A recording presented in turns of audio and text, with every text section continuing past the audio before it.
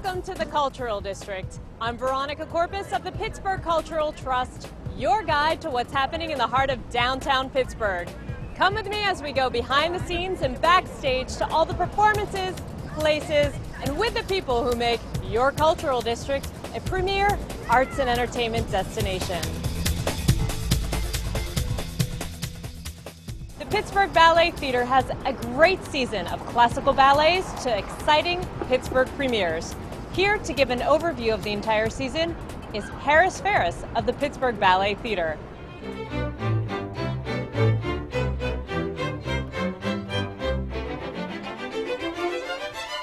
I understand that this season, the Pittsburgh Ballet Orchestra will be returning for some special performances. Share with us the ballet's efforts to restore the orchestra and a little bit about the Say It With Music campaign. Well, the Say It With Music campaign was a joint effort by our very devoted orchestra members, joining forces with the ballet, recognizing that it would take a concerted and broad-based and united effort to raise the revenues to afford an orchestra. To be opening the season in October, shortly, with the full orchestra back in the pit, is going to be a true celebration of the accomplishment that the unity between our orchestra and the company and the community have brought to the task of raising the revenues.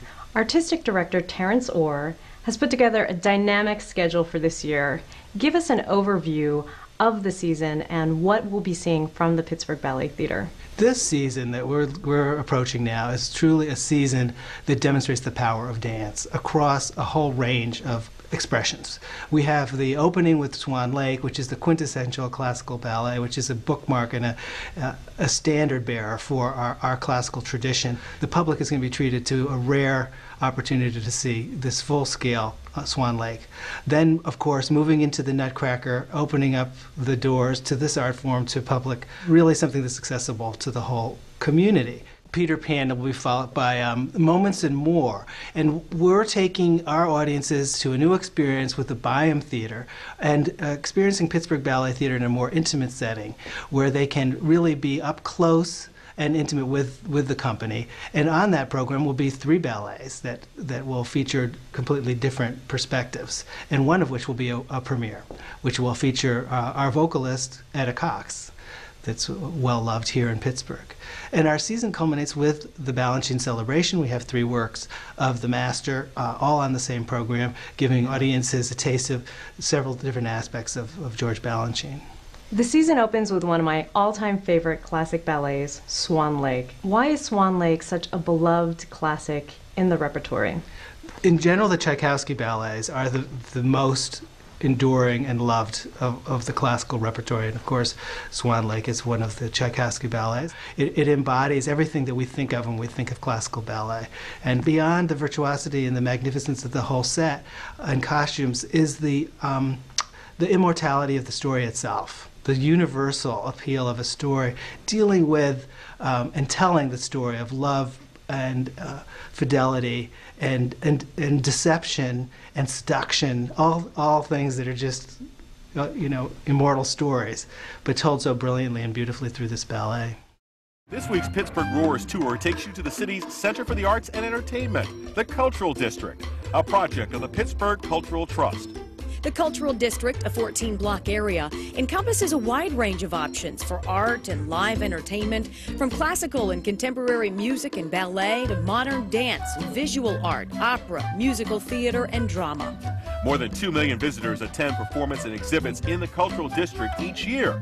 This summer, enjoy the Cultural Trust free outdoor jazz series in Katz Plaza and its free gallery crawl. Start your Cultural District adventure at Theater Square, where you can purchase tickets to any performance. Let's go inside the Benedum Center for the Performing Arts to learn what the Pittsburgh Opera has in store for its 2006-2007 season.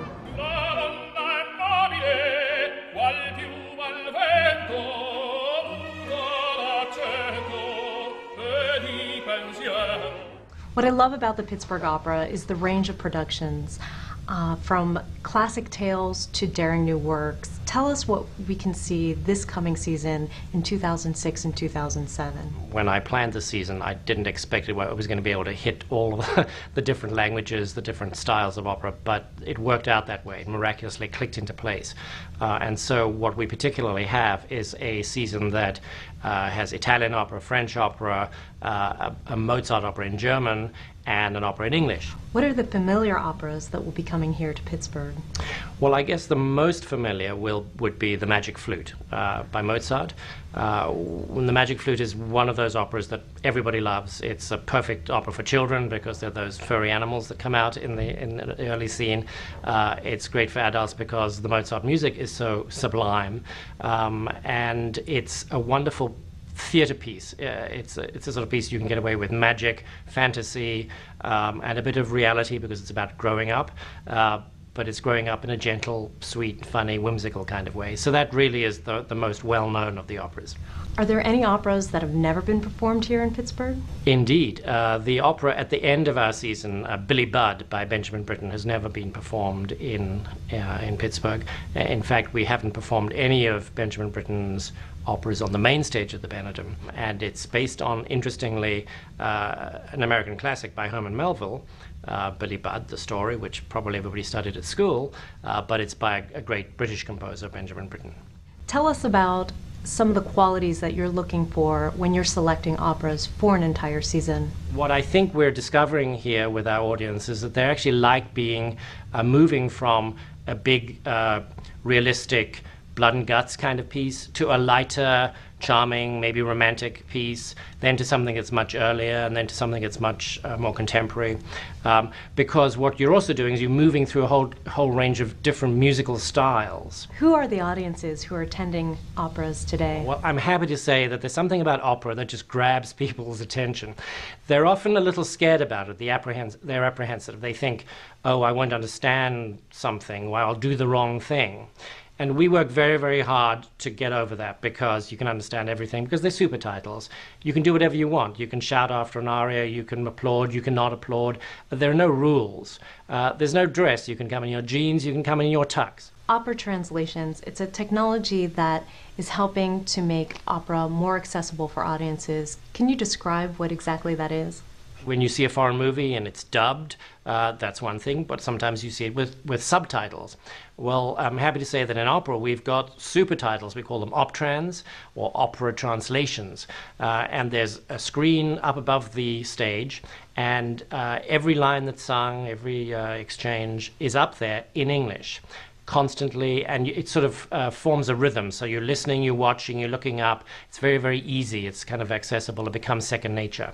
And this removed an enormous barrier because people were, I remember when I was growing up, well, how do you get into opera? Well, you have to read the libretto, and you have to study, and you have to do your homework. And it seemed like a big chore before you even could go to the opera and understand anything.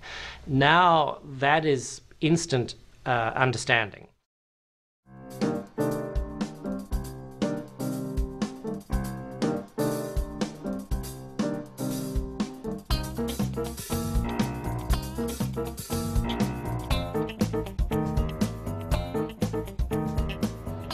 Let's talk with Ted Pappas of the Pittsburgh Public Theater to find out what's on deck this month at the O'Reilly.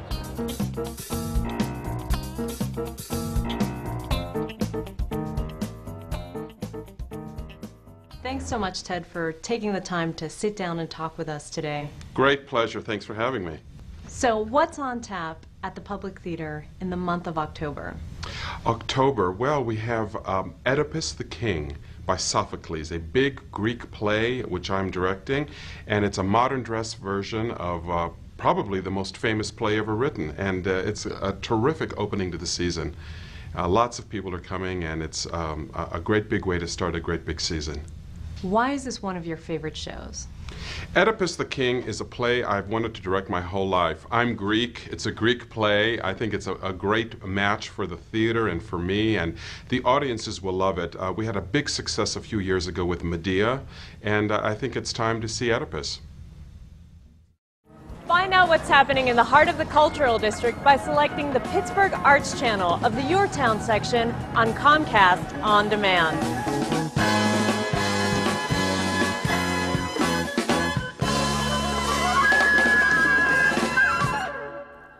more information and tickets, call 412-456-6666 or visit us at culturaldistrict.org.